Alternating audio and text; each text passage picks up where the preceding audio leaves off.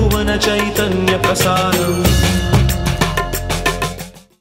నమస్కారం. మన ధర్మం కార్యక్రమానికి స్వాగతం. ఇవాళ మన ధర్మం కార్యక్రమంలో మన ధర్మ సందేహాన్ని నివృత్తి చేసేందుకు మనతో పాటు ఉన్నారు ప్రముఖ ఆధ్యాత్మికవేత్త గడ్డమనుగు రామకృష్ణమూర్తి గారు.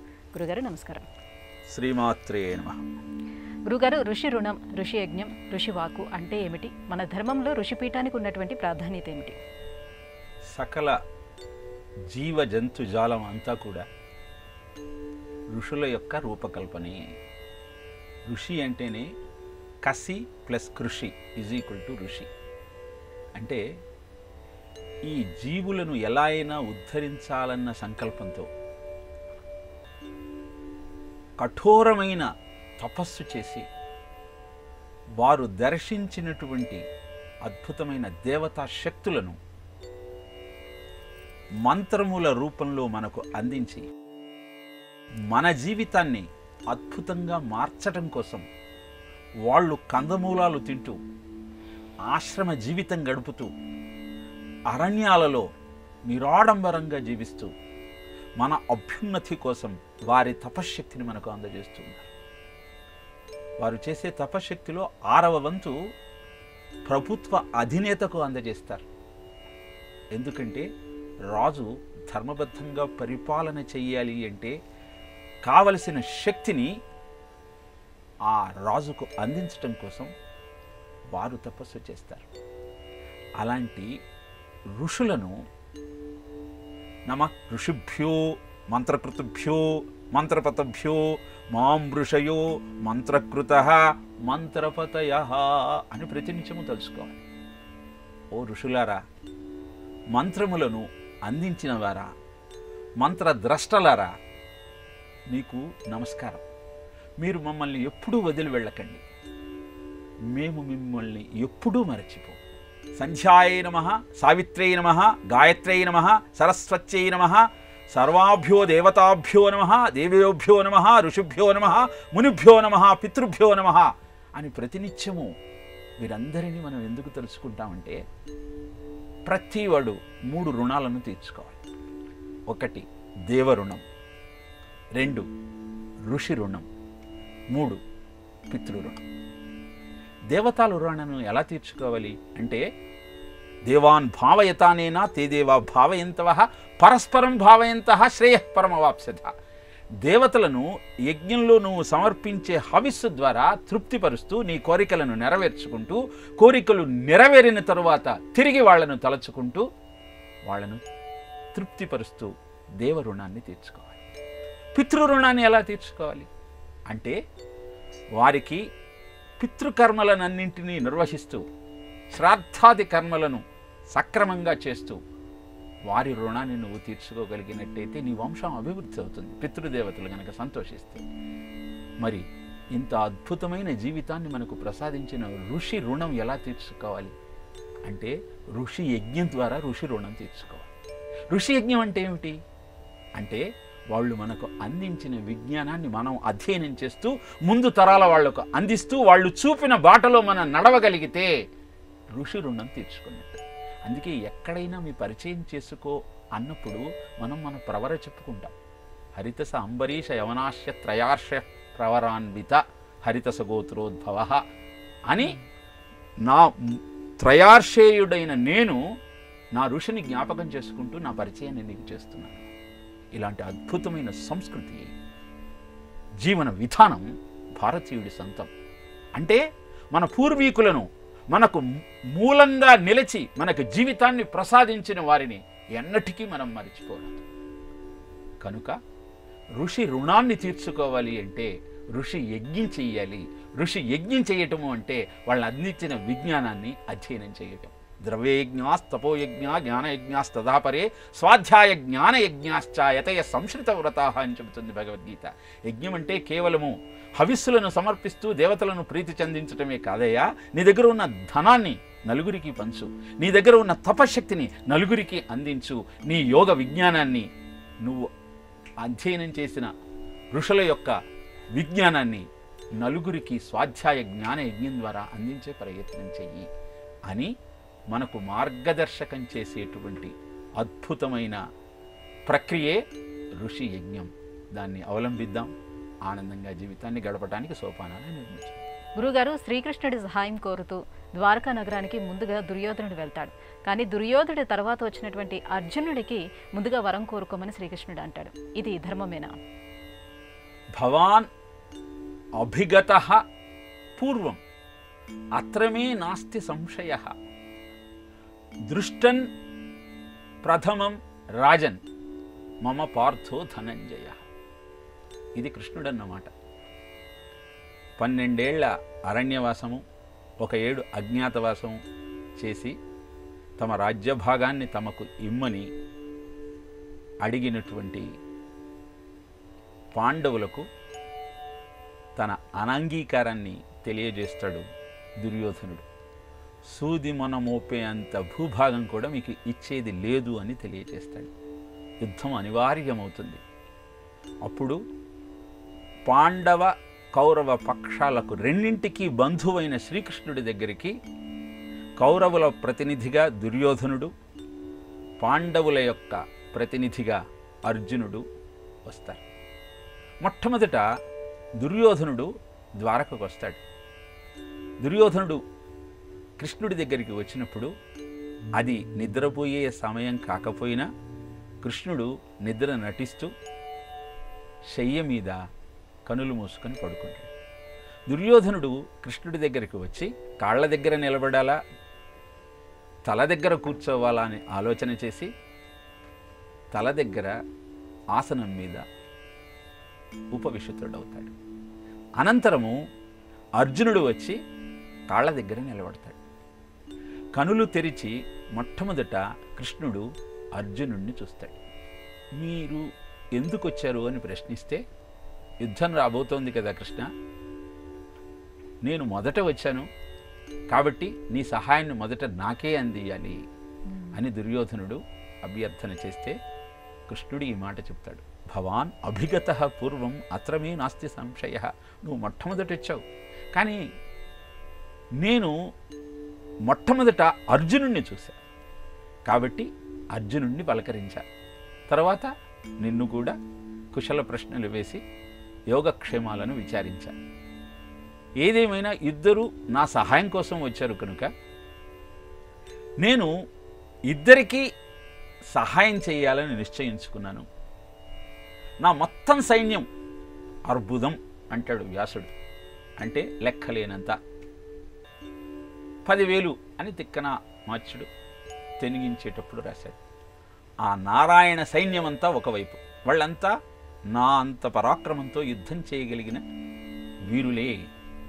నేనొక్కడిని ఒకవైపు, నేను మాత్రం యుద్ధం చేయను, తోచిన సలహా ఇస్తాను.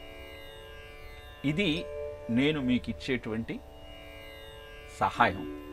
మొదట ఎవరు కోరుకుంటారు అని అర్జునుడు చిన్నవాడు కనుక కోరిక మొదట చిన్నవాడిది తీర్చాలి, బాధ్యత పెద్దవాడు వహించాలి కనుక అర్జునుడిని మొట్టమొదట కోరుకోమని నేను అడుగుతున్నాను అనగానే అర్జునుడు నువ్వే నాకు కావాలి అని తన కోరిక వెలిగించుతాడు. నిజానికి దుర్యోధనుడికి కావలసింది కృష్ణుడి సైన్యమే, యుద్ధం చేయని కృష్ణుడు నాకెందుకు అనుకుంటాడు. అర్జునుడు ఎప్పుడైతే కృష్ణుడిని కోరుకున్నాడో నా పంట పండింది అనుకొని ఆ సైన్యాన్ని తీసుకొని తాను యుద్ధం చేయడానికి సన్నద్ధం అవుతాడు.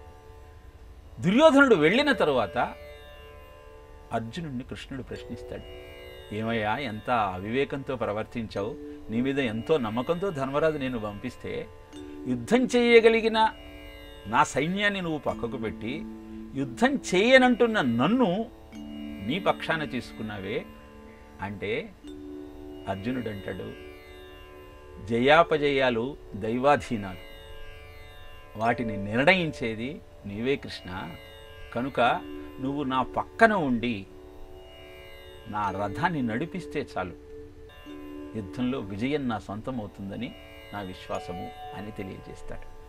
ఈ కథ మనకేం చెబుతుంది అంటే, ఆయన అంత పరాక్రమం కలిగిన ఆయన సైన్యము అంటే సృష్టిలో మనకు కనపడుతున్న అన్ని భోగాలు మనము అనుకుంటున్న ఆయన విభూతులు, అవి ఆయన విభూతులే అయినప్పటికీ దాని వలన నీకు శాశ్వతమైన ఆనందం దొరకదు.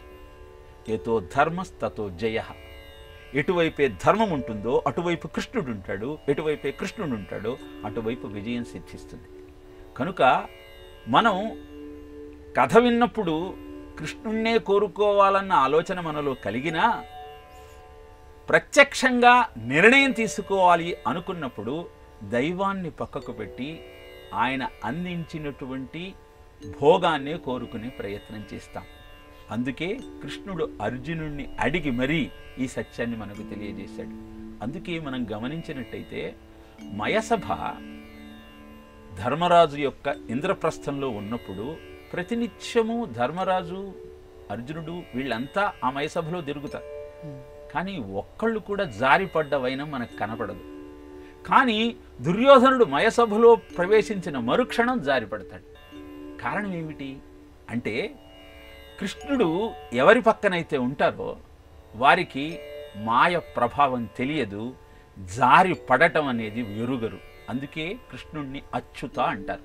అచ్యుత అంటే చ్యుతి లేకుండా చేసేవాడు, జారి పడకుండా చూసేవాడు.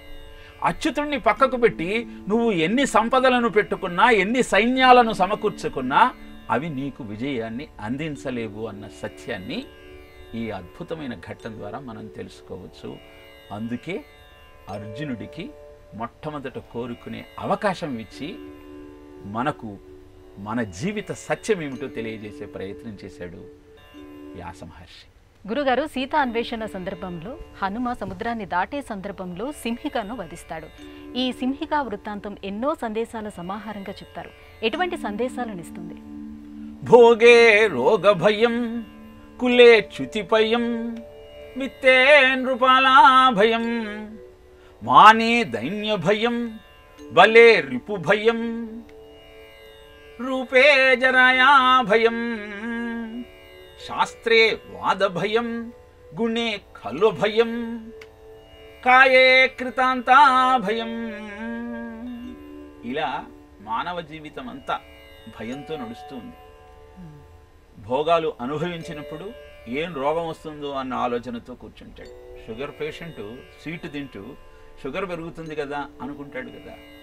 అలానే ఉన్నతమైన వంశ సంజాతుడికి అక్కడి నుంచి నేను జారిపడతానన్న భయంతో ఉంటాడు. డబ్బు బాగా కూడబెట్టినవాడు రాజు ట్యాక్స్ రూపంలో దాన్ని గ్రహిస్తాడేమో అని భయపడుతూ ఉంటాడు. ఇలా ప్రతివాడు ఏదో ఒక భయంతో జీవితాన్ని గడుపుతూ ఉన్నాడు. మరి ఆ భయం నుంచి బయటపడాలి అంటే వైరాగ్యమేవా భయం. వీటన్నింటినీ వదులుకొని వీటి మీద ఆసక్తి వదులుకోవడం ఒక్కటే మార్గం అని నీతి శాస్త్రం చెబుతుంది.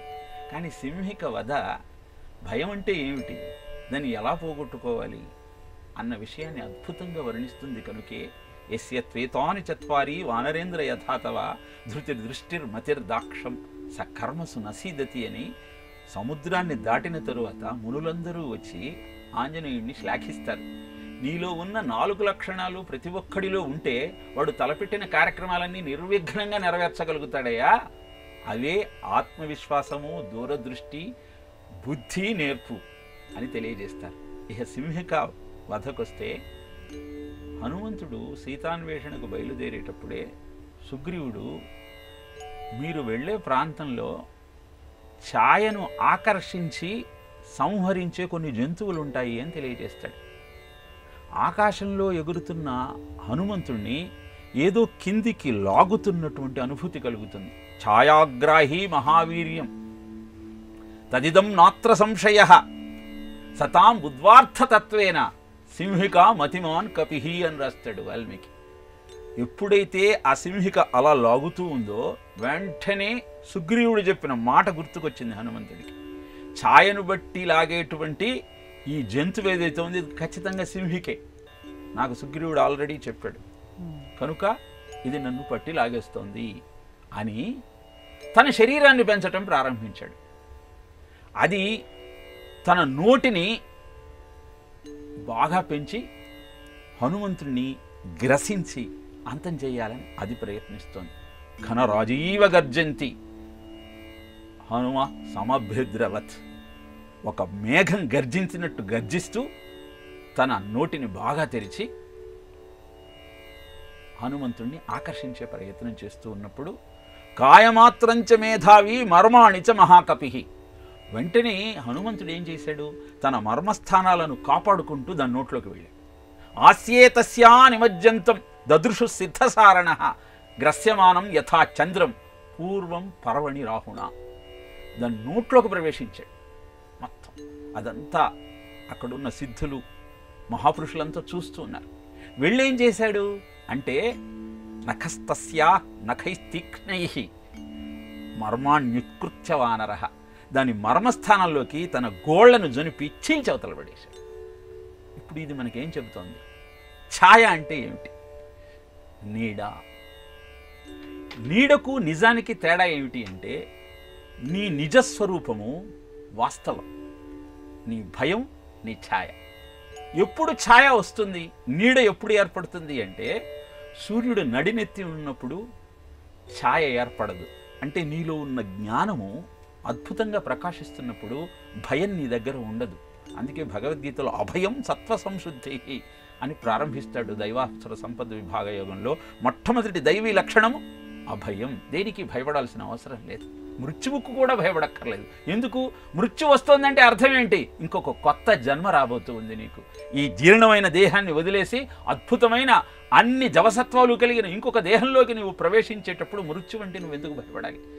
అలాంటి అద్భుతమైన సత్యాన్ని ఆవిష్కరిస్తూ హనుమంతుడు ఏ విధంగానైతే సత్యాన్ని తెలుసుకుని తన నీడను ఆకర్షిస్తున్న ఈ జంతువును సంహరించాలి అంటే తన గోళ్లే ఆయుధంగా చేసుకోవచ్చు.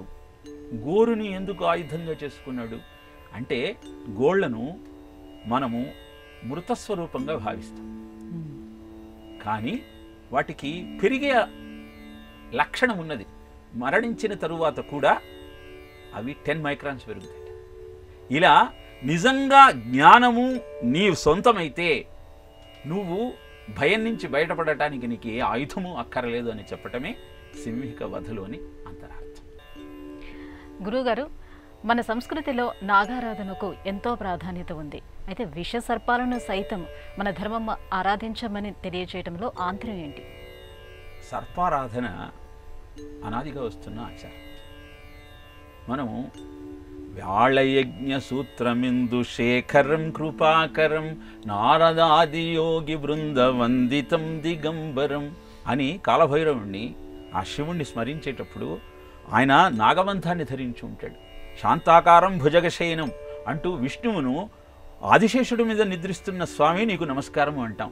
అలానే గణేశుడు, సుబ్రహ్మణ్య స్వామి వీరంతా సర్పస్వరూపంకి సర్పాన్ని ఆభరణంగా ధరిస్తూనో శయనంగా చేసుకుంటూనో బంధంగా ధరిస్తూనో మనకు కనపడటంలోని ఆంతర్యం ఏమిటి అంటే కాలమే కాళము. కాలస్వరూపంలో నువ్వు ఎదుర్కొనే అన్ని సమస్యలకు సమాధానము కాలస్వరూపానికి ప్రతీకగా చెప్పేటువంటి కాళము అంటే సర్ప ఆరాధనతో నువ్వు పరిష్కరించుకోవచ్చు. ఎలా అంటే ప్రతివాడికి ఏదో రకంగా నాగదోషం సంక్రమించేటువంటి అవకాశం కనబడుతుంది. పొద్దున్నే ఉదయమే సర్పాలని సూర్య నమస్కారం చేస్తాయిట. ఆ సమయంలో వాటి జోలికి నువ్వు పోతే నీ నీడ వాటి మీద పడ్డా సర్పదోషం అని చెప్తుంది. మరి జాతకంలో రాహువు కనుక 1, 2, 4, 5, 7, 8, 12 స్థానాల్లో ఉంటే కొంత నాగదోషం ఉన్నట్టే. రాహువు గనక మొదటి స్థానంలో ఉంటే నేత్ర సంబంధమైన వ్యాధులు వస్తాయి. 2వ స్థానంలో ఉంటే వాగ్దోషాలు వస్తాయి. 4వ స్థానంలో ఉంటే ఆస్తి చికాకులు వస్తాయి. 7వ స్థానంలో ఉంటే ఆలస్యంగా వివాహం అవుతుంది. 5వ స్థానంలో ఉంటే రాహు ఉంటే సంతానం లేటుగా కలుగుతుంది. కేతు ఉంటే చాలా కష్టం అవుతుంది సంతానం కలగటం. మరి ఇన్ని విషయాలు ఎవరికి తెలుస్తాయి? జ్యోతిష్యాన్ని అందరూ ఎలా తెలుసుకోగలుగుతారు? తమకు నాగదోషం ఉందన్న సత్యం కూడా చాలామంది గ్రహించలేరు కదా. మరి వీటన్నిటికీ పరిష్కారం ఏమిటి అంటే పుట్టలో పాలు పోసి సర్పాన్ని ప్రసన్నం చేసుకో. పోయిన జన్మలో నువ్వు చేసిన నాగదోషాలను కూడా పోగొట్టుకోవాలి అంటే ఈ జన్మలో నీవు సర్పాన్ని ఆరాధించి సంతానాన్ని పొందే ప్రయత్నం చెయ్యి. వివాహాన్ని తొందరగా జరుపుకొని అనుకూలమైన దాంపత్యాన్ని పొందే ప్రయత్నం చేయి. వాగ్దోషాలను నివారించుకో. ఇలా అన్ని సమస్యలకు పరిష్కారంగా మనం నాగారాధన చేస్తాం. ఎందుకంటే సర్పములు కూడా దివ్యమైన శక్తులు కలిగిన భగవత్ స్వరూపాలే. అందుకే మనం ప్రతి దేవతామూర్తి యొక్క చెంత సర్పాన్ని ఆభరణంగానో ఏదో విధంగా ఆరాధించే ప్రయత్నం చేస్తూ ఉంటాం. ఇదే సర్పారాధనలోని ఆంతర్యం. గురువుగారు, నిండు సభలో ద్రౌపదిని దుర్యోధనుడు అవమానిస్తున్నటువంటి సందర్భంలో దానవీరసురుడైనటువంటి కర్ణుడు ఎందుకు నిరోధించే ప్రయత్నం చేయలేదు? కర్ణుణ్ణి దుర్యోధనుడికి చాలా ఆప్తమిత్రుడిగా భావిస్తాం, కానీ కర్ణుడి వల్ల దుర్యోధనుడికి చాలా కీడు జరిగింది. అసలు మిత్రుడంటే ఎలా ఉండాలి అంటే నీతి శాస్త్రం ఒక మాట చెప్పింది, పాపాన్ నివారయతి నియోజయతి హితాయ గుహ్యం నిగూహయతి గుణాన్ ప్రకటీకరోతి అంటూ నిన్ను పాపపు చింతన నుంచి బయటికి మరలించి నీ రహస్యాలను దాచిపెట్టి నీ గుణాలను ప్రకటిస్తూ నీకు శ్రేయో మార్గాన్ని ప్రబోధించేవాడే సన్మిత్రమిదం ప్రవదంతి సంతః. సన్మిత్రుడు అంటే ఇలా ఉండాలి అని శాస్త్రం చెప్తుంది. కానీ కర్ణుడు చేసినటువంటి అపకారం ఏమిటి అంటే, మొట్టమొదట తన శక్తియుక్తులను పూర్తిగా దుర్యోధనుడి దగ్గర విన్నవించలేదు. ఆయనకు బ్రాహ్మణ శాపం ఉంది, పరశురాముడి శాపం ఉంది, ద్రోణుడికి ద్రోహం చేసినటువంటి లక్షణం ఉన్నది. ఇన్ని లక్షణాలు ఉన్నవాడు తన దగ్గర అనేకమైన అస్త్రాలు ఉన్నాయని భావిస్తున్న దుర్యోధనుడికి అవన్నీ నాకు పనికిరావన్న విషయాన్ని ఆయన ఏనాడూ చెప్పలేదు. అన్నిటికీ మించి ద్రౌపదికి అవమానం చేయాలని కౌరవులు ఆలోచిస్తున్న సమయంలో వికర్ణుడు లేచి ఒక మాట అంటాడు, దాసుల ఆస్తి మనకు వాళ్ళు దాసులుగా మారిన తర్వాత మన సొంతం అవుతుంది, కానీ అంతకు పూర్వం వాళ్లకు ఉన్నటువంటి సంపత్తి మనది కాదు. ద్రౌపదిని అవమానించటం తగదు అంటే కర్ణుడు అంటాడు, నువ్వు మాట్లాడుతున్నావు కానీ ధర్మరాజు ఏమన్నా అంటున్నాడా? లేదే. ఇక ఆమె ఏకవస్త్ర అని చెబుతున్నవే, ఏకవస్త్ర అయినా దాసి అయినప్పుడు ఆమెను మనం ఏ విధంగానైనా పరాభవించవచ్చు, దానిలో ఏ తప్పు లేదు. పాండవానాంచ వాసాంసి ద్రౌపద్యాశ్చ పిపాహర అంటాడు. పాండవుల వస్త్రములను ఏ విధంగా అయినా మనం తీసేస్తాం, ద్రౌపదిని కూడా అవమానించి తీరాల్సిందే, ఇది నా అభిప్రాయం అని చెప్తాడు. ఇలా ద్రౌపదిని అవమానించటానికి మొదటి కారణం కర్ణుడు. ఆయన ఘోషయాత్రలో ఉత్తర గోగ్రహణంలో 2 చోట్ల దుర్యోధనుడికి ఏమీ సహాయం చేయలేకపోయాడు. అయినప్పటికీ దుర్యోధనుడు కర్ణుడి మీద విశ్వాసంతోనే నేను భారత యుద్ధాన్ని గెలుస్తాననుకున్నాడు. మరి అలాంటి వాడు దుర్యోధనుడి దగ్గరికి వెళ్ళి తన యొక్క శక్తియుక్తులను పూర్తిగా వివరించి, పాండవులతో మనం యుద్ధం చేయలేవు, సంధి చేసుకో, వాళ్ళ భూభాగాలు వాళ్ళకి ఇచ్చివేయి అన్న హితం చెప్పాల్సింది పోయి, లేనటువంటి శక్తిని ప్రకటించి దుర్యోధనుడికి సరి అయిన ప్రబోధం చేయని మిత్రుడు కనుక దుర్యోధనుడి వలన కర్ణుడికి, కర్ణుడి వలన దుర్యోధనుడికి జరిగిన మేలేమీ లేకపోగా కీడే జరిగింది అని మనం చెప్పవచ్చు. అందుకే దానవీర శూర కర్ణ అని మనం చెప్పుకునేటువంటి కర్ణుడు చాలా చోట్ల దుర్యోధనుడిని తప్పుదారి పట్టించటమే కాకుండా పాపపు ఆలోచన చేశాడు. ఈ విషయాన్ని మనం భారతాన్ని పూర్తిగా అధ్యయనం చేసినట్టయితే అవగతమవుతుంది. గురుగారు, ఇక మరో సందేహం. శ్రావణ మాసంలో లక్ష్మీదేవి అలాగే గౌరీదేవిని వ్రత విధానపూర్వకంగా ఆరాధించటంలో ఆంతర్యం ఏమిటి? మంగం లాతి ఇతి మంగళం అని. మంగం అంటే శుభం, లాతి అంటే ఇచ్చేది. మంగళవారాన్ని అమంగళాలన్నీ తొలగించేటువంటి అద్భుతమైన పర్వదినంగా చెప్తారు. మరి శ్రావణ మంగళవారంలో మనం మంగళగౌరీ వ్రతాన్ని చేస్తాం. గౌరీ అంటే గౌరవర్ణంలో ఉన్నది. అలానే పరమేశ్వరుడి యొక్క భార్య, వేదమాత, ఇన్ని అర్థాలు గౌరీ అన్న శబ్దానికి మనం చెప్పుకోవచ్చు. శ్రావణ మాసం అంటేనే శ్రవణ నక్షత్రం పౌర్ణమి నాడు చంద్రుడితో కలిసి ఉండేటువంటి అద్భుతమైన మాసం. శ్రవణం అంటే వేదము, చెవి అన్న అర్థం కూడా ఉన్నది. వేదాన్ని నీ దగ్గరకు తెచ్చి నీతో చదివించే అద్భుతమైన ముహూర్తమే శ్రావణ మాసం. శ్రావణ పౌర్ణమి నాడు వేదాధ్యయనాన్ని ప్రారంభిస్తారు. న్యాయానికి పౌర్ణమి నాడు, చతుర్దశి నాడు, అష్టమి నాడు, పాడ్యమి నాడు అధ్యయనం చేయకూడదు. కానీ వేదాధ్యయనం మటుకు మనకు ఈ శ్రావణ పౌర్ణమి నాడు ప్రారంభమవుతుంది. పార్వతీదేవి కూడా గౌరీదేవిని పూజించింది అంటే వేదాన్ని పూజించింది, వేదమాతను కీర్తించింది. అందుకే శ్రావణ మంగళ వారాన్ని మంగళగౌరి వ్రతాన్ని ఆచరిస్తూ సిద్ధలక్ష్మి, మోక్షలక్ష్మి, జయలక్ష్మి, సరస్వతి, శ్రీలక్ష్మి, వరలక్ష్మి చ ప్రసన్న మర్మ సర్వదా అంటాం. అని శుక్రవారం నాడు వరలక్ష్మి వ్రతం చేస్తాం. దానిలో అంతరార్థం కూడా ఇదే. ఏదైనా ఉత్కృష్టమైన కార్యక్రమాన్ని ప్రారంభించి నెరవేర్చుకుంటే అది సిద్ధలక్ష్మి. కార్యక్రమం సిద్ధించిన తర్వాత మోక్షము, ఆ మోక్షాన్ని అందుకునే ప్రక్రియలో జయము, ఆ జయాన్ని అందుకోవటం కోసం నువ్వు చూపించిన స్ఫూర్తి విద్య, దానివల్ల నీకు వచ్చినటువంటి సంపద శ్రీలక్ష్మి, తద్వారా నీకు వచ్చే కీర్తి ప్రతిష్టలు వరలక్ష్మి. కనుక వర అంటే శ్రేష్టమైన ఉత్కృష్టమైన అర్థాన్ని చెప్పుకుంటూ వరలక్ష్మి వ్రతం వీటన్నింటినీ నీకు అందించే అద్భుతమైన పర్వదినంగా చెప్పబడుతుంది. గురుగారు, ఇవాళ మన ధర్మము కార్యక్రమంలో మాకు వచ్చినటువంటి ధర్మ సందేహాలన్నీ కూడా నివృత్తి చేసినందుకు ధన్యవాదాలండి. కృష్ణార్పణ.